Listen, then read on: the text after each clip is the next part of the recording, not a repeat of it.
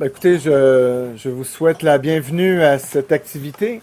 Donc, cet entretien avec Lionel Ruffel, qui est juste à ma gauche et que je suis très content d'accueillir.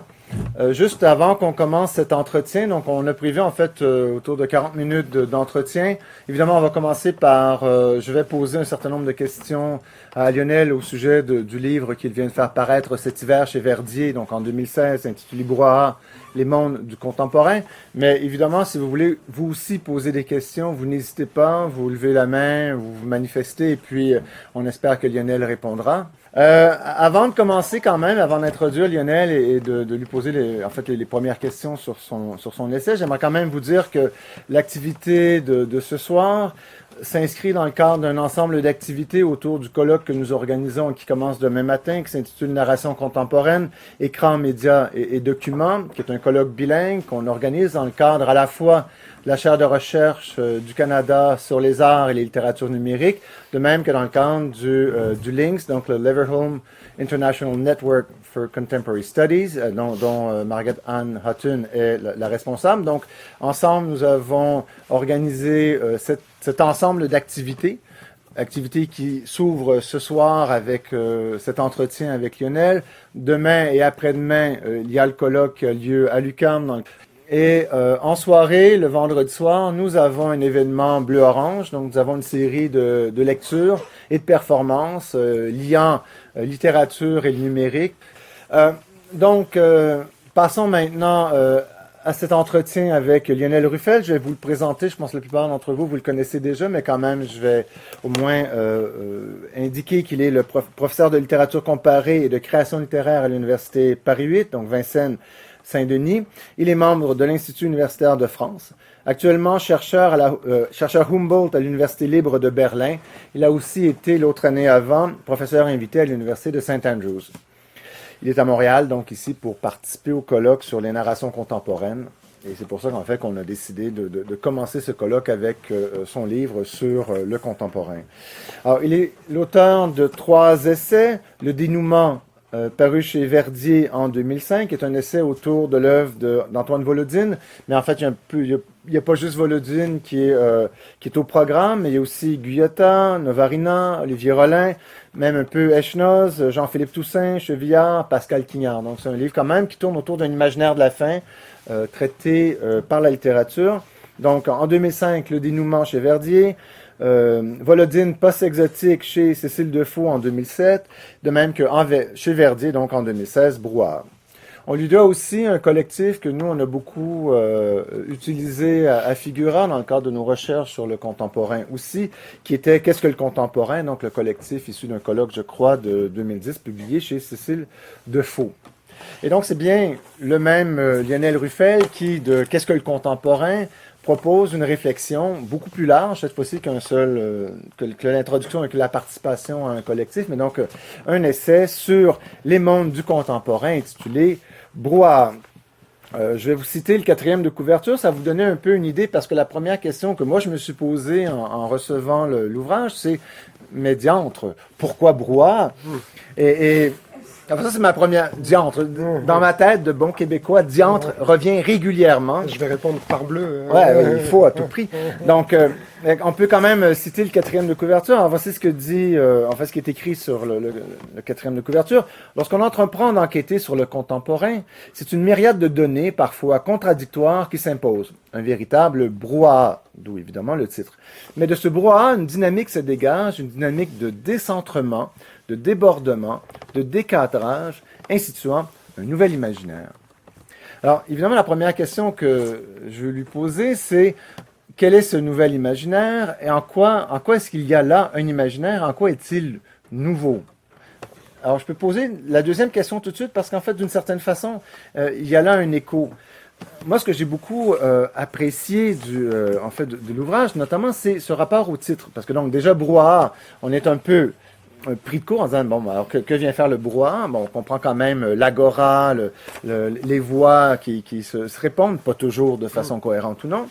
Mais moi, ce qui m'a étonné aussi, c'est le sous-titre, qui est Les mondes du contemporain. Et évidemment, c'est le pluriel des mondes qui m'a, dans un premier temps, interpellé. Et pas juste, en fait, le pluriel des mondes, le fait que c'est pas le monde contemporain ou les mondes contemporains, mais bien les mondes du contemporain.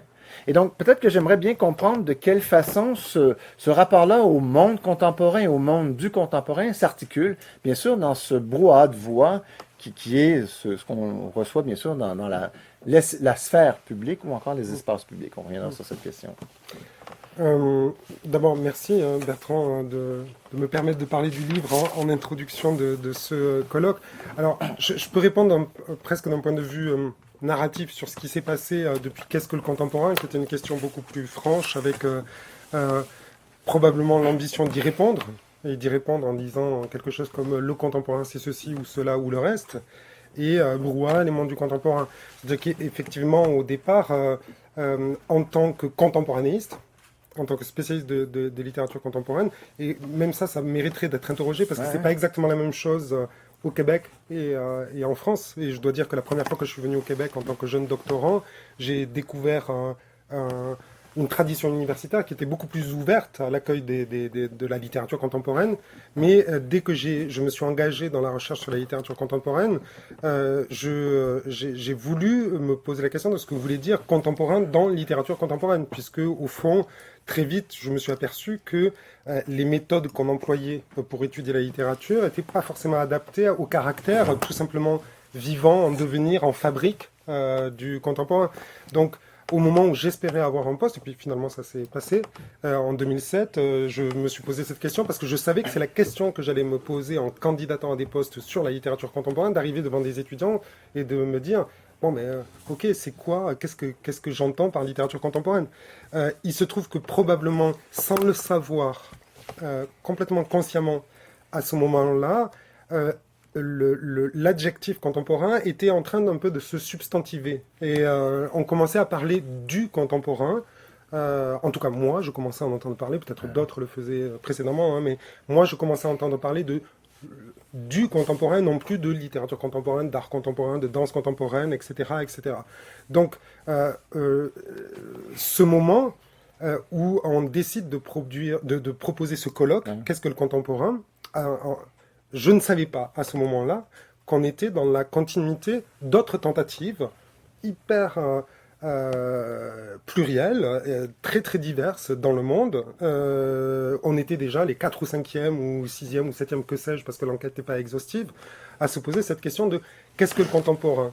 Et très vite, à ce moment-là, il y a eu ce colloque, ce livre dont tu parles. Et je suis arrivé sur mon poste à ce moment-là et j'ai commencé à proposer un séminaire de master qui était qu'est-ce que le contemporain, puis comment penser le contemporain. C'est très vite devenu méthodologique parce que très vite je me suis aperçu que surtout en tant que comparatiste, c'était très compliqué de parvenir à une réponse un peu unifiée sur comment définir le contemporain. Donc quand on travaille sur des espaces divers et moi, entre l'Amérique du Nord, les mondes un peu post-coloniaux, etc., bon, ben, déjà, je sentais cette cacophonie sur laquelle je vais revenir et je vais répondre à cette question-là. Mais malgré tout, à ce moment-là, j'ai proposé un projet de recherche qui s'appelait Archéologie du contemporain, qui, j'avais des petites admirations, je peux même les dire ici, mais il y avait 2 livres que j'avais un peu en tête, qui étaient un livre d'un prédécesseur chez Verdier, hein, d'ailleurs, qui s'appelait Modernité, Modernité, d'Henri Méchonic. Livre absolument magnifique. Et je m'étais dit, bon, c'est très immodeste de dire ça, mais je me suis dit, mais pourquoi pas écrire quelque chose sur le contemporain qui pourrait être un peu comme Modernité, Modernité de Méchonic.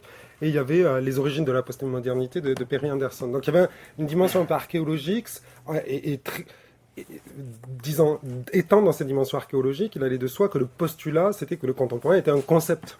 C'est pas une donnée en soi, c'était un concept, c'était une idée, c'était un mot, et étant très nourri d'une initiation foucaldienne, je dirais, je l'ai vu comme un complexe de discours très vite, dans lequel je me suis dit, bon, ben, il faut rentrer dans ce complexe de discours et voir qui parle du contemporain, comment, pourquoi. Donc, c'est pas les mondes contemporains ou le monde contemporain, parce que très vite, mon enquête a été, mon désir a été plutôt notionnel, c'est-à-dire qu'est-ce qu'on appelle le contemporain, qu'est-ce que ce contemporain qui se substantive, alors que le mot tout en étant récent dans la langue française, est quand même relativement ancien et que pendant des siècles, il n'a été employé que comme adjectif, si ce n'est dans l'expression mon contemporain, les contemporains qui, par exemple, Baudelaire. Mais là, la comparaison devient absolue parce que normalement, bon, tu reprends cet argument au tout début de Brouhaha, de voir la distinction entre les diverses définitions du contemporain, du même temps que ou en même temps que. Et donc, cet écart entre le du et le en est bel et bien au cœur de diverses conceptions du contemporain. Et le fait d'aller graduellement vers un substantif vient... On voit très bien de quelle façon tout à coup vient se sédimenter ou encore se cristalliser une notion. Et j'ai goût de poser la question, mais alors que vient faire par exemple cette conférence publiée en même temps en italien et en français de Giorgio Agamben? Qu'est-ce que le contemporain? Parce qu'il y a quand même là un petit livre qui fait à peine une cinquantaine ou une soixantaine de pages. Pas, il fait 25 pages en gros caractères. Dans l'édition, ils étirent ça au-dessus de 50 pages de façon à pouvoir avoir l'ISBN. On a bel et bien compris la façon dont ils ont procédé, mais ça va, c'est normal. C'est de se dire, bon, alors, quel rôle vient jouer cette définition, qui est quand même assez étonnante, mais cette définition du contemporain d'Agamben, dans qu'est-ce que le contemporain, et dans ce rapport sur les mondes du contemporain? Il y a plusieurs manières de répondre à cette question. La manière un peu méthodologique, c'est de dire ce livre d'Agamben se situe dans une série qui a commencé avant lui et qui s'est poursuivie après lui. Donc il est une réponse, il est un exemplaire de cette enquête globale qui commence en Argentine, qui se poursuit jusqu'à l'Inde et l'Asie et qui pose cette question en diverses langues. Donc il a une position singulière parce que c'est une star de la philosophie mondiale, parce qu'il a un côté très assertif et très mystérieux par ailleurs, qui a eu, à mon avis, en France, moi j'aime beaucoup ce livre, même si je le critique, mais il a eu un côté peut-être un peu contre-productif, en tout cas en France, parce que son côté assertif est presque mystérieux sur la définition du contemporain. Le contemporain, c'est l'obscurité, c'est l'inactuel. Voilà, l'inactuel. Le contemporain, c'est l'inactuel, l'obscurité. On peut pas être... en fait, j'ai remarqué que dans les discours sur le contemporain, en tout cas en France, ça faisait partie de ces phrases sidérantes derrière lesquelles on se réfugiait sans se permettre une enquête. En même temps, le texte est peut-être plus complexe que ça. Il se situe par ailleurs dans une tradition 19e française, très claire, qui va de Stendhal à Baudelaire, et qui se poursuit en absolutisant les notions dans un rôle, dans une dimension négative, dans laquelle moi, personnellement, je ne me reconnais pas, mais ce que j'ai voulu, c'est l'inclure dans une série d'interrogations dont il n'est qu'une pièce. Et au fond, ce qui est intéressant, y compris dans cette interrogation, c'est de voir que ces différentes réponses, elles participent d'un même temps et qu'aucune vraiment ne s'impose. Puisqu'au fond, c'est pour ça qu'au bout d'un moment, j'ai appelé ce livre Brouhaha. Je dois dire même que l'idée, c'était une discussion avec mon frère. Et je disais, je comprends plus rien à tout ça, j'entends tout. Je suis comme une station d'écoute face à ce brouhaha. Il m'a dit, t'as le titre de ton livre et il suffit maintenant de le conceptualiser. J'ai suivi son conseil, quoi. Non, mais en fait, c'est pas totalement anecdotique, c'est que je lui disais exactement ce que je ressentais face à ça. Et ce brouhaha n'est pas uniquement un magma ou un chaos. Je pense qu'il dit des choses sur notre temps, parce que simplement, il y a une chose que je n'étais pas répondu à ta première question, c'est que il y a quand même dans cette substantivisation du contemporain un phénomène à remarquer, c'est que seul notre temps utilise ce mot pour se définir. C'est quand même là la différence. Voilà. Ça s'est imposé depuis quoi, une quinzaine d'années? Voilà. Alors, on peut faire plusieurs généalogies en fonction des lieux. Il se trouve que la substantivation, elle a une dizaine, une quinzaine d'années vraiment. Donc, et je crois quand même, alors ça c'est la formation peut-être littéraire que nous partageons beaucoup ici, y compris linguistique, que l'usage des mots n'est jamais totalement innocent. Et donc, en ce cas-là, il fallait quand même interroger le mot que un ensemble de populations diverses choisissaient pour s'autodéfinir. Voilà. Donc voilà, après, il y a une enquête un peu lexicale. Il y a quand même une expression, un terme, tu parles du poids des mots, il y a un mot que tu viens d'utiliser en parlant entre autres du brouhaha, c'est l'idée de la station d'écoute. Alors la notion de station joue un rôle très important dans ton essai parce que chacun des chapitres est décrit comme une station. Oui. Et donc en même temps, ce qui est fascinant, juste pour faire, en fait, là, je me réponds tout en n'ayant pas encore tout à fait posé la question. Ce que je trouve tout à fait fascinant dans ton interrogation, dans ton essai, c'est le fait que, oui, tu es un comparatiste, mais en fait, tu ne fais pas que réfléchir à la littérature. Tu as aussi une réflexion qui implique, oui, la philosophie, mais aussi les arts contemporains.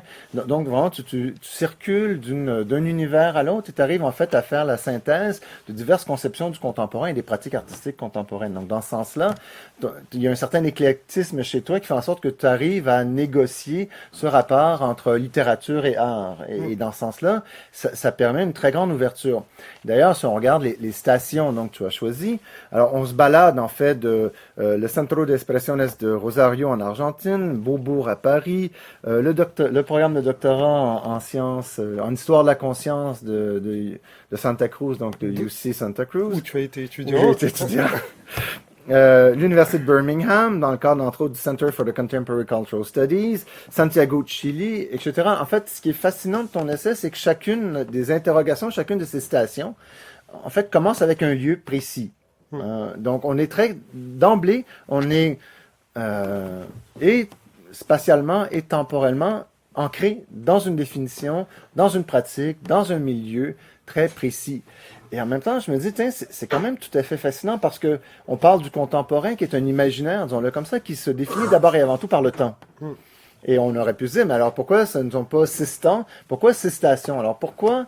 Donc, reprendre sur le mode d'une métaphore d'abord et avant tout spatiale, on pense aux stations de pèlerinage, aux stations de métro, tu viens de l'utiliser pour une station d'écoute, donc bel et bien cet espace où on écoute. Alors pourquoi servir d'une métaphore spatiale pour rendre compte d'une notion essentiellement temporelle? Ouais. Alors,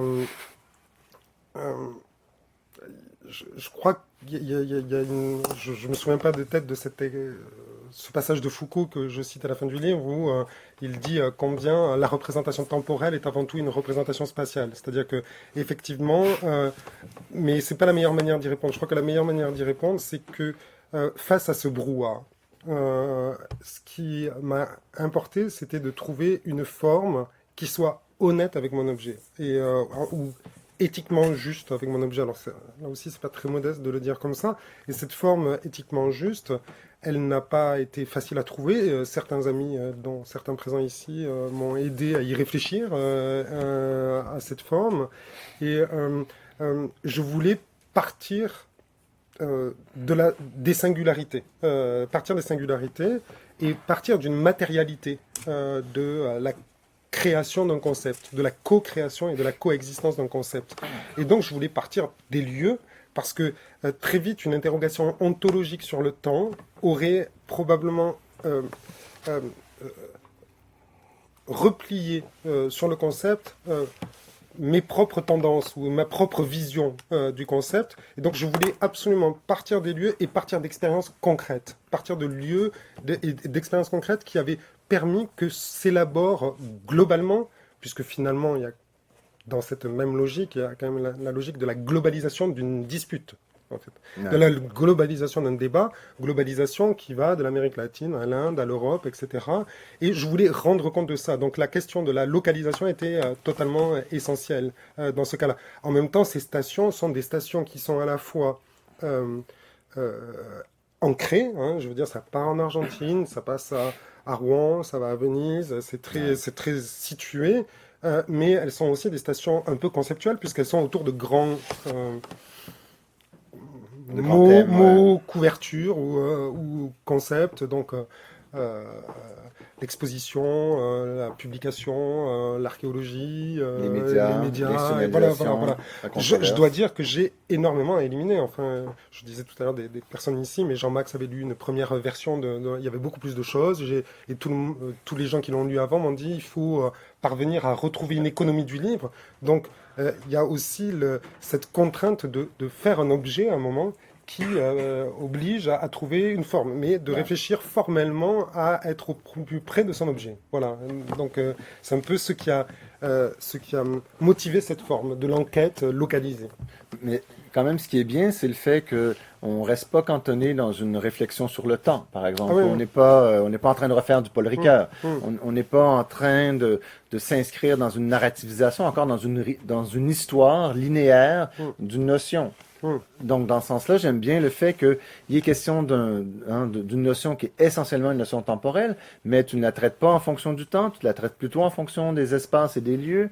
Tu la traites aussi en fonction de ce rapport à l'écoute et à l'ouïe, l'idée de la parole, du brouhaha. Donc, on est là aussi, c'est-à-dire il y a une série de métaphores liées à l'espace-temps, une autre série liée à la parole, à l'écoute donc évidemment à l'énonciation. Et en même temps, il y a aussi toute une autre série de réflexions autour de la question de l'imagination, de la construction des mondes. Pour moi, l'idée des mondes du contemporain, c'est aussi la notion, pour moi, de monde, je l'entends souvent comme les mondes fictionnels. Tu sais, donc, c'est une espèce de stéréotype de la pensée théorique. On va penser au monde fictionnel. Donc, ces mondes qui sont d'abord et avant tout des constructions d'esprit. Donc, d'abord dans une conception totalement constructiviste d'une réalité qui est une réalité purement de la perception. Donc, dans ce sens-là, tu croises constamment comment dire, tu ne respectes pas les lignes, tu les croises ou encore tu les enjambes. Et ça donne en fait des réflexions qui sont beaucoup plus ouvertes dans ce sens-là. Mais si je peux dire quand même quelque chose là-dessus, c'est que d'un point de vue un peu épistémologique, je pense que l'importation de l'objet ou des artefacts contemporains dans le cadre de la réflexion n'est pas l'addition d'un nouvel objet dans un même cadre. Ça déforme un cadre. Ça déforme un cadre. C'est-à-dire que l'arrivée de l'objet littérature contemporaine, par exemple, dans le cadre des études littéraires, altère le cadre des études littéraires. Donc, ce que je voulais faire, c'était être relativement homogène dans mes approches, disons, un peu d'études culturelles, disons-le comme ça. Je parle assez peu de politique, je parle assez peu d'autres... Enfin, il y a une dimension politique, mais j'en parle pas directement dans le livre. Mais de trouver un cadre épistémologique accueillant et qui n'est pas forcément celui des études littéraires, des études médiatiques ou de l'histoire de l'art, etc., où les choses se croisent parce que de toute façon, elles sont logiquement reliées. Elles essaient de penser la même chose. Exactement, elles essaient de penser la même chose, sauf qu'elles ne peuvent plus être complètement reliées au cadre épistémologique, disons, moderne, voilà, disons-le, puisqu'on n'a pas dit ce mot encore. On peut parler du postmoderne. Voilà, du cadre épistémologique moderne du savoir. Ouais. Mais, non, mais sur la question, sur les deux formes de mise en réseau et de cartographie ont été très importantes dans ma réflexion, l'une comme l'autre, au tout départ de la réflexion, parce que c'est un livre qui intervient après 3 ou 4 ans de travail. La question de la cartographie était très importante. Je voulais justement, dans un travail préparatoire, cartographier les imaginaires du contemporain ou les représentations du contemporain dans les mondes qui m'apparaissaient. C'est pas exhaustif. Très vite, j'ai abandonné l'idée d'une exhaustivité. Et à partir du moment où cette cartographie s'est mise en place, il y a quand même une légère structure temporelle dans le livre, qui est quand même une structure chronologique sur le moment d'apparition de la question qu'est-ce que le contemporain, c'est-à-dire que je suis cette question dans différents pays et chaque fois qu'elle est posée, et à partir de là, j'essaie de tisser un réseau avec une logique qui était la logique du montage. Et là aussi, c'était réfléchi, c'était de me dire que la logique du montage était une logique qui n'était pas en soi moderne. C'est-à-dire qu'elle ne réfléchissait pas sur des logiques de linéarité, de successivité, de rationalité, mais au contraire de rencontre entre l'hétérogène, en étant un peu inspiré par Didier Huberman, là, je dois dire. Et donc, il y a à la fois une logique légèrement chronologique, de cartographie et de mise en réseau à partir d'amplification de l'écoute à partir d'un premier lieu. Voilà, les stations se sont composées de cette manière-là, je dirais poétiquement, au sens aristotélicien, pas au sens de la poésie, mais au sens de la construction du livre. Revenons à la question du temps.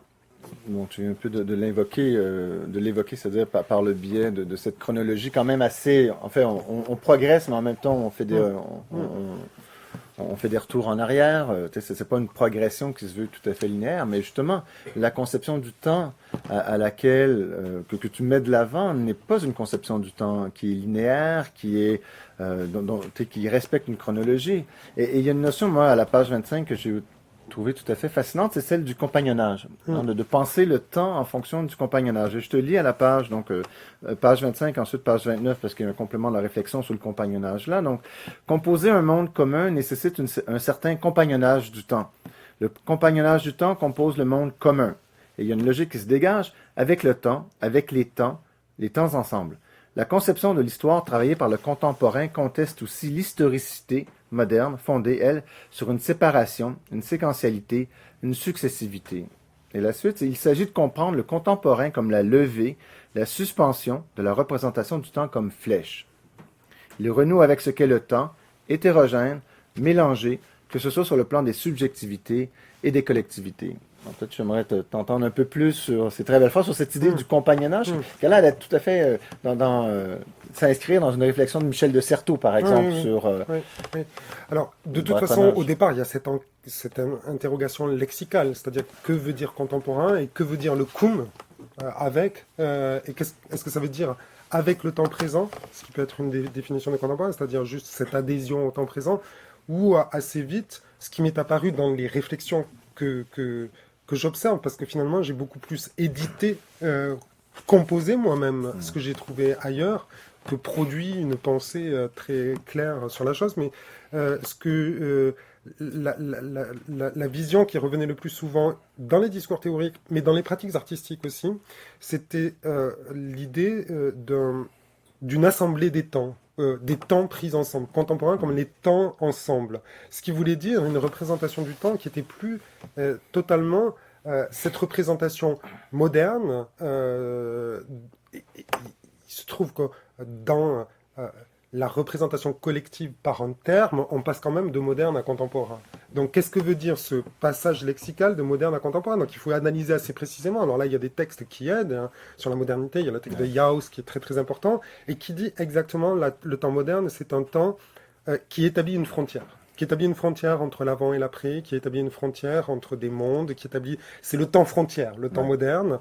Et dans ce que j'observais, moi, je voyais des temps sédimentés, des temps coexistants, qui rompaient. Alors, je crois que c'est pour ça que j'utilise l'idée de suspension d'une hypothèse. C'est-à-dire que la grande différence peut-être qu'on peut observer aujourd'hui, c'est que ces temps pris ensemble, ce sont des conceptions du temps qui sont pris ensemble. C'est-à-dire que l'hégémonie d'une représentation du temps qui a marqué les imaginaires pendant plusieurs siècles, mais qui était vraiment une question imaginaire. C'est-à-dire qu'il y avait une hégémonie, mais il y avait quand même des temps non hégémoniques aussi. C'est-à-dire que quand on dit la France moderne du 19e siècle, il y a plein de paysans, il y a plein de gens qui vivent en dehors et qui sont complètement niés dans la représentation de la modernité.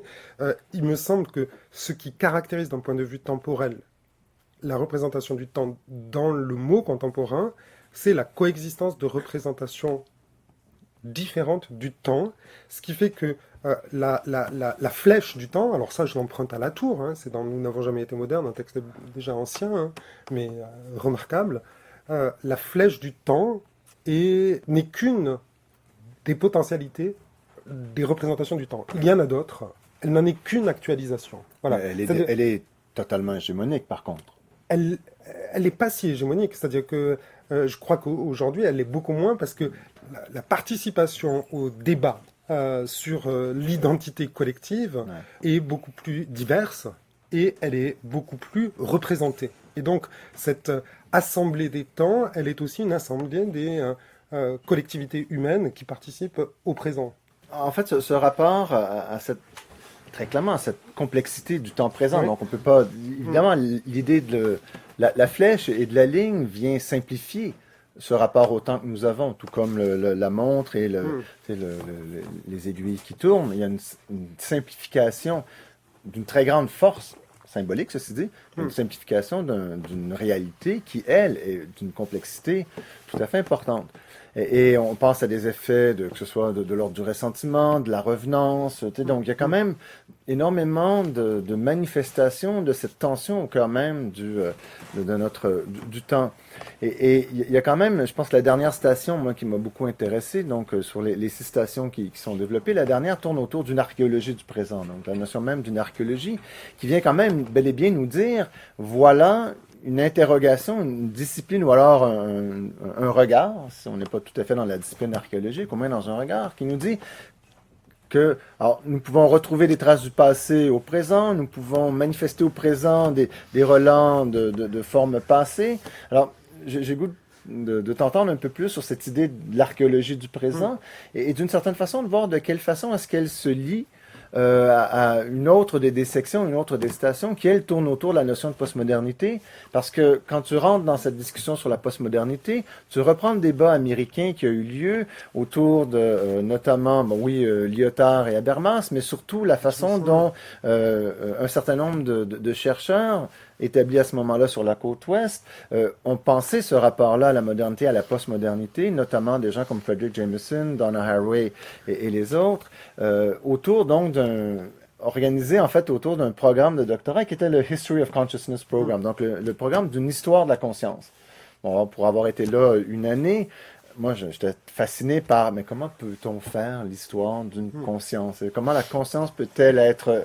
Quelles sont les traces matérielles, concrètes d'une conscience? Bon, alors, avec cette idée d'une histoire de la conscience, il me semble que cette notion d'une archéologie du présent semble tout à fait logique et une conséquence directe. Donc, quels sont les liens? Comment se définit cette archéologie du présent, d'une part, et comment est-ce qu'elle permet de retracer, si tant est que ce soit possible, une histoire de la conscience? Alors, sur la question, sur la question de l'archéologie, là, je suis pas d'une très grande originalité. Je pense vraiment que le mot archéologie est devenu un mot, je le dis dans le livre, un mot totem de la littérature et des représentations contemporaines. Les écrivains archéologues, les artistes archéologues, les historiens archéologues, etc. Donc, l'archéologie des médias. L'archéologie des médias qui a remplacé pratiquement les media studies. La media archaeology est en train de prendre le pas sur les media studies, ce qui est quand même étonnant, mais qui peut tout à fait se justifier à mon avis. Et donc, avec la même méthode, j'ai essayé de comprendre pourquoi l'archéologie supplantait l'histoire en tant que forme d'interrogation des représentations humaines. Et une fois, d'abord j'ai lu un livre qui m'a beaucoup passionné, qui est un livre magnifique d'un archéologue français qui s'appelle Laurent Olivier, qui s'appelle, mince, j'oublie le nom du livre. De l'abîme du temps. Ouais, alors, je suis légèrement jet-lagué encore, donc j'ai un peu de... le sombre abîme du temps. Le sombre abîme du temps. Et on l'avait invité à Paris 8 au moment où moi je menais mon petit projet de recherche. Et il avait eu cette image très très simple. Il disait, mais de toute façon, l'archéologie, c'est pas du tout l'idée qu'on recherche le passé. Dans l'archéologie, on ne recherche que le présent. C'est-à-dire que si, par exemple, il nous avait pris cette image en disant, imaginons, il y a une catastrophe, notre pièce s'écroule, et il y a une recherche archéologique qui se fait sur les vestiges de notre moment présent. Tous ces vestiges, il y aura des temporalités différentes. Par exemple, il avait pris l'exemple des pièces de monnaie. Alors, c'est moins le cas aujourd'hui, mais avant, il pouvait y avoir 15 ou 20 ans d'écart entre les pièces de monnaie, donc elles ne peuvent pas attester d'un moment présent. Elles ne peuvent attester que de leur transformation, d'un moment passé, de leur transformation par le présent, et donc de leur métabolisation par le présent. Parallèlement, je me suis aperçu que dans le champ théorique, l'œuvre de Walter Benjamin était devenue là aussi un peu totem. Or, Walter Benjamin avait vraiment opposé ce qu'il appelait l'historicisme, c'est-à-dire l'idée que l'histoire est un processus linéaire de transformation et d'évolution, à une archéologie des temps qui conçoit les temps comme sédimentés et en constante métabolisation. Donc tout ça faisait quand même assez sens pris ensemble et à mon avis contemporain de la désignation par le contemporain. C'est-à-dire que en même temps que le mot contemporain s'impose, la représentation archéologique du temps s'impose. Aussi, ouais. Et donc il y a un lien très très très fort entre les deux.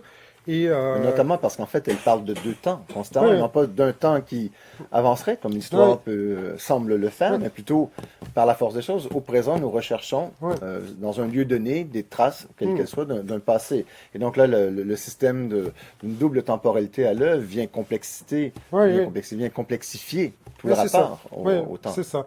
Quant à la question sur le postmoderne, il se trouve que au départ, j'avais pas tellement envie de traiter cette question. J'avais pas traité, et c'est un de mes interlocuteurs qui m'a dit, il faut quand même que tu fasses le point sur cette question du postmoderne, en quoi le contemporain est différent du postmoderne, pourquoi on Ouais. change Donc j'ai souhaité le faire, j'ai souhaité le faire un peu de la même manière que j'avais fait le reste, c'est-à-dire en revenant sur l'origine d'un débat, en montrant par ailleurs que ce débat avait été renarrativisé a posteriori, mais que si on revenait aux années 80, au moment où il se déroule, c'était pas exactement Jamieson qui emportait le morceau, mais c'était plus Spivak et Ouais. Haraway qui proposaient des modèles totalement différents, qui étaient plus proches du modèle du brouhaha, dans lequel j'inscris ma réflexion, que du modèle de la représentation relativement linéaire que garde le postmoderne, qui est un après quelque chose, donc qui reste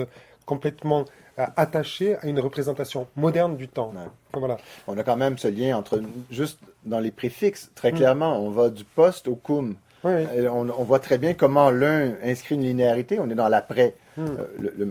l'époque moderne, dans le postmoderne, versus on est dans Le en même temps que compagnonnage, le ouais. compagnonnage, la liaison, le lien entre les temps. Et dans ce Mm. sens-là, on a changé de paradigme. Ce Mm. qui est fascinant parce que très clairement, on peut dire, les études, tout le postmodernisme, c'est comme un peu dissipé pour réapparaître dans le cadre des études contemporaines. Mm. Simplement qu'on a changé le paradigme encadrant. Mm, mm, mm. On Oui. n'est plus dans une temporalité qui cherche à imposer malgré tout une ligne et une progression, mais bel et bien dans quelque chose qui se dit, c'est le maintenant. Bon, tu fais aussi référence au présentisme tel que Hartog et les autres là, en parlent, et très clairement, on voit bien comment le présent devient un temps, devient un temps comme, comment dire, en pleine explosion Mm, et qui gomme le passé et le mm, présent. Et on voit très bien qu'en même temps, ce qui se défait, ce sont les liens simples, les liens temporels simples. mm. Mais alors, par rapport au présentisme, je dois dire que même si ce livre m'a beaucoup fasciné quand je l'ai lu, et puis c'est quelqu'un de très impressionnant, hein, Donc, François régime Hartog, ouais, des d'historicité régimes de d'historicité. François Hartog. Euh, ce- Ma conception du contemporain, enfin celle que je propose Mhm. ici, je ne la qualifie pas du tout de présentiste, et donc même je le dis très clairement qu'il ne s'agit pas de reprendre le modèle présentiste, qui est un modèle, comment dire, de mise à plat. C'est-à-dire c'est un modèle, il prend l'image, je crois qu'il faut toujours être attentif aux images, il prend l'image de l'eau plate dans laquelle il n'y a plus aucun mouvement, alors que le contemporain dans l'image que je propose, ça serait plutôt celle du magma et puis Du brouhaha. du brouhaha et de la tempête, quoi. Hein. Donc, je pense que cette réflexion sur le présentisme dit quelque chose d'important. Elle est complètement liée au modèle dans lequel est François Hartog, qui est un Qui est modèle historique. historique et par ailleurs complètement européen. Donc il y a aussi là, c'est c'est gallo-centré et un peu différemment, mais c'est quand même gallo-centré et moi j'ai voulu m'extraire de ça. Euh, voilà. Ouais. Peut-être une dernière question et après on peut prendre des questions de la salle. Il y en a déjà eu une, mais d'autres personnes peuvent aussi poser une question. En fait, j'ai le goût de revenir sur ce que tu décris comme étant une notion centrale du contemporain, et c'est cette idée de la publication. Et je te cite donc page 92, un des concepts clés du contemporain, comme la littérature a pu être un des concepts clés de la modernité, c'est la publication. Alors peut-être que j'aimerais t'entendre sur qu'est-ce que tu entends par publication, qui je crois ne renvoie pas nécessairement au Non, terme tel que dans le monde de l'édition on non, le non, connaît. Donc ça a rien qu'est-ce que la publication et comment la publication s'oppose en fait à la notion même de littérature? Alors, là aussi, il faut revenir aux généalogies du travail. En fait, ce concept de publication s'est élaboré sur plusieurs années, notamment à partir d'un travail qu'on a fait avec ma collègue Olivia Rosenthal sur la littérature exposée, auquel a participé Jean-Max aussi et plusieurs autres collègues. Le constat était relativement simple, c'était de se dire que dans l'économie générale de la littérature, le livre n'occupe plus une place aussi importante qu'il a eu occupé. Les performances, la littérature sur scène, les réseaux, le numérique, etc., contestent le modèle attaché au modèle du livre. Mais une fois qu'on avait dit ça, moi je voulais pas en rester à ça, je voulais savoir un peu ce que ça disait. Et très vite, je me suis aperçu que la littérature était elle-même non pas une donnée naturelle, mais un concept historiquement situé, qui a été un concept si emblématique justement de la modernité que dans nos esprits, on l'a reçu comme étant naturel. Mais si on parlait du XVIe siècle tout à l'heure, euh, les livres occupaient une place relativement réduite dans l'économie du littéraire, encore plus au XVIIe. Il y a cette phrase de Madame de Staël qui dit le salon détient le monopole de la première publication. Donc, comme par ailleurs, je m'intéressais aux espaces publics d'un point de vue un peu politique, aux sphères publiques, au rapport entre espace public et sphère publique, tout d'un coup, j'ai vu un peu de la publication partout, y compris parce que j'ai lu une étude alors, qui me semble un peu farfelue, mais c'est pas impossible, qui disait que ces 10 dernières années, si on considère le processus d'autorité comme celui de publier un texte, il y a eu plus d'auteurs ces 10 dernières années que dans toute l'histoire de l'humanité. Bon, je ne sais pas sur quoi ça s'appuie véritablement. Enfin, C'est la vous voyez fin, ce que c'est je... l'imaginaire de la fin Voilà, du voilà, livre. voilà. Bon, qu'il y a eu... Alors, évidemment, je ne sais pas sur quoi ça s'appuie. Il faudrait se Ouais. poser la question de ce que c'est l'autorité, etc. Mais enfin, quand même, il se trouve qu'on est dans une phase qui n'est même pas une phase d'alphabétisation, mais une phase d'alphabétisation des processus de publication.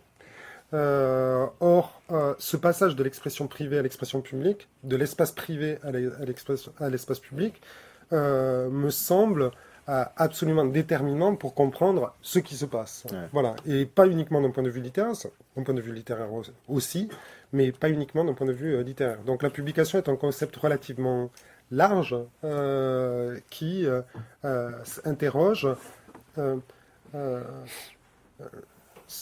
ce serait plus, pour reprendre la traduction de Habermas en anglais, de public sphere, mais de publishing sphere. Ouais. Hein. C'est-à-dire, c'est plus la sphère publique idéale de la démocratie, etc., mais cette sphère de l'acte de publication. Mais en Voilà. fait, quand tu opposes la sphère publique et les espaces publics, je pense que la notion de publication, ici on en parle aussi en termes d'éditorialisation, Oui. va tout à fait dans le sens d'un travail, d'une littérature non pas vécue comme institution, mais vécue comme d'abord et avant tout comme pratique, comme expérience. Mm. Et dans ce sens-là, on voit très bien comment l'idée de la publication va dans le sens, évidemment, d'une ouverture à la littérature comme expérience qui vient, d'une certaine façon, réduire toute la question de l'édition et du monde littéraire et des institutions à une partie congrue de l'ensemble des expériences littéraires que notamment le web permet. Mm. Et on retrouve cette idée d'un rapport symbolique extraordinairement positif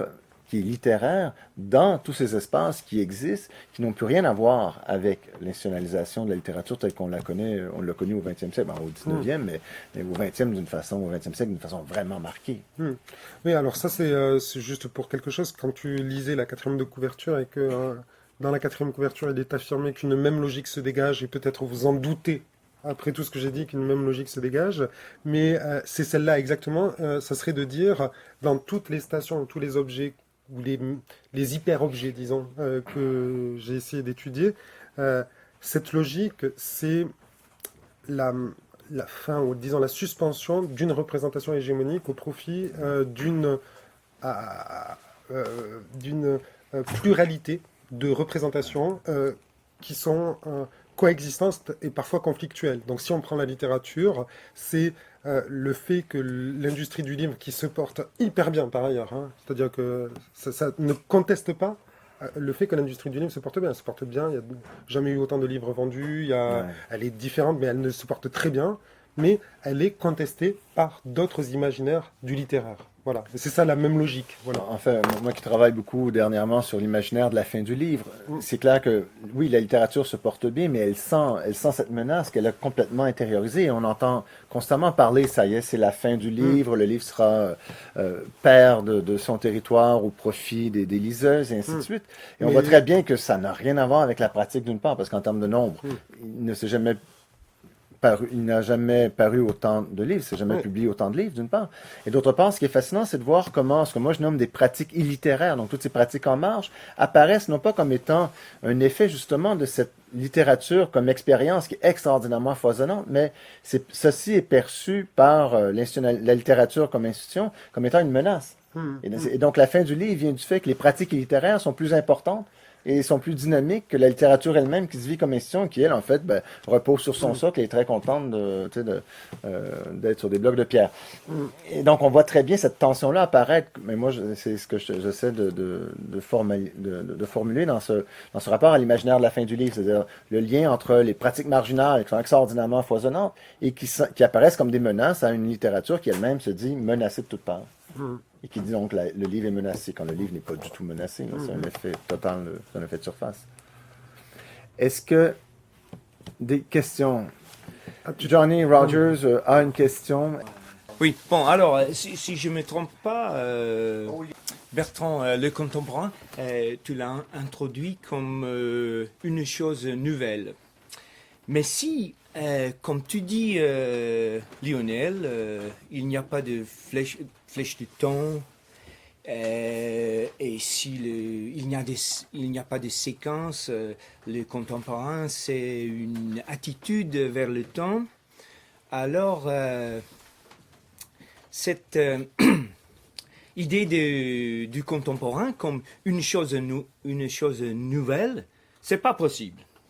Jacques Derrida, il a écrit du contretemps qu'on trouve en Shakespeare, en Roméo et Juliette, entre Roméo et Juliette, le contretemps. Et ça se trouve aussi en King Lear et partout, en effet, en Shakespeare.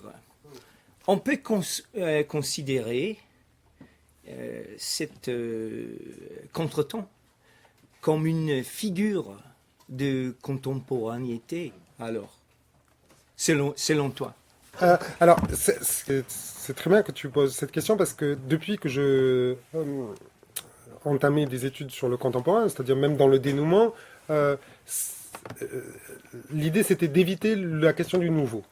De considérer que le nouveau, c'est pas du tout pour disqualifier ce que tu as dit. Non, moi je citais ton quatrième de couverture. C'est pas moi qui disais qu'il y avait là un nouvel imaginaire. Voilà. Alors, c'est-à-dire que ce nouvel imaginaire est un nouvel imaginaire inclusif. C'est pas un nouvel imaginaire de, comme on dit dans la politique néolibérale aujourd'hui, de disruption. Donc, c'est un imaginaire qui intègre les autres imaginaires.